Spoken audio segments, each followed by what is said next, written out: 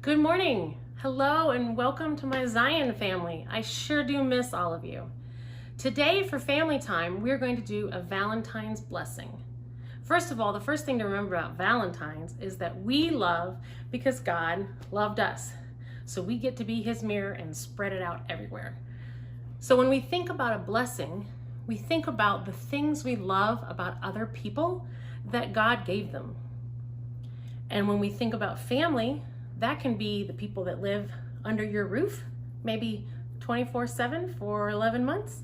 Or it can be people that are your siblings or your parents or your cousins that live far away and you don't get to see this year.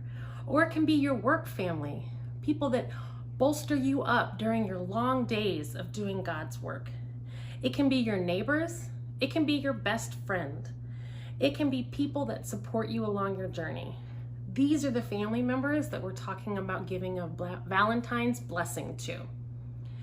So I want you to either gather the family that's under your roof and maybe put an arm on their shoulder or hold their hand, or if they're not in a hugging mood, you can just point right at them and smile. And if those family members happen to not be under your roof right now or even this whole year, close your mind and picture their face and give them this blessing. And maybe later when church is over, you could give them a call or an email or a text and say, I wanted to tell you I'm thankful God made you my family. So here's our Valentine's blessing.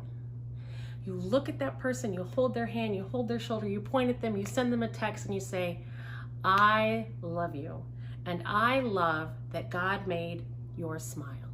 Or I love that God gave you a sense of humor. Or I love that God made you great at basketball and we get to shoot hoops in the driveway.